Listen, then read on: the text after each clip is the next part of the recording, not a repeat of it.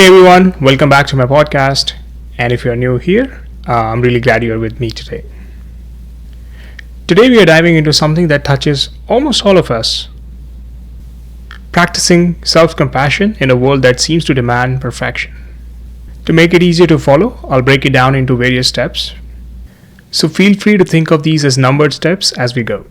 Firstly, the pressure we all face. We're surrounded by this constant push to be perfect. We see polished versions of other people's life everywhere. We are expected to perform at our absolute best all the time, and even the people closest to us can unintentionally make us feel like anything less than perfect isn't enough. It's easy to start believing that if we have any flaws or setbacks, we're somehow falling short. Now, moving on to the second point, why being hard on ourselves backfires. A lot of us think that tough self-talk will help us improve. We tell ourselves, if I'm really critical, I'm finally getting things right. I felt that way too. But here's what actually happens. The constant inner harshness does not motivate us. Instead, it leaves us feeling ashamed, anxious, and stuck, or completely worn out. It keeps us locked in fear rather than allowing us to grow. Next, the big myth about self-compassion. Many people think that being kind to themselves is like going easy or making excuses. I totally understand why it can feel that way, but it is simply not true. When you give yourself the same kindness that you would give someone you totally care about, you build real strength. You gain more courage to keep trying, motivation that lasts, and the energy to move forward without crashing. Next, I have for you 3 simple building blocks of self-compassion. It helps to think of it in 3 parts so each one of us can practice it.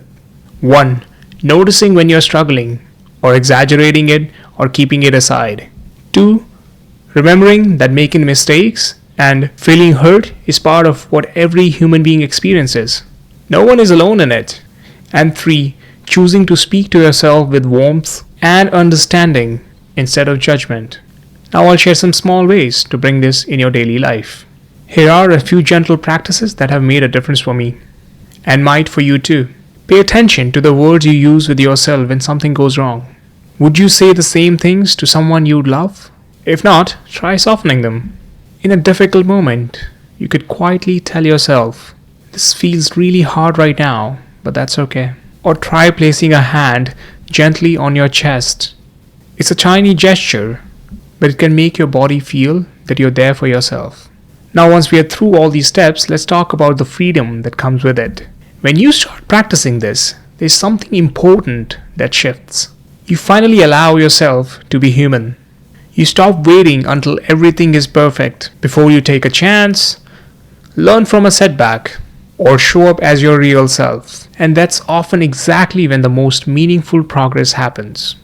And lastly, before we move to the conclusion, I'll talk about the quiet ripple effect of these changes.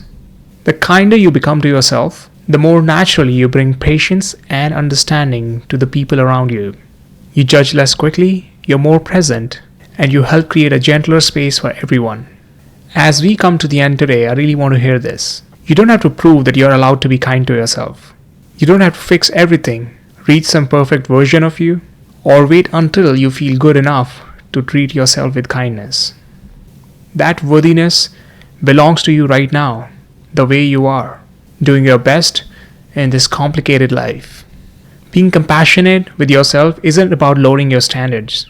It is about giving yourself the same steady support you would give someone you deeply care about, because you deserve that support too. And when you start letting that kindness in, even just a little, you stop putting your real life on hold until everything looks flawless. You begin living more fully right where you stand. So this week, try one small thing for yourself. Speak to yourself a little more softly. Let yourself rest without feeling guilty.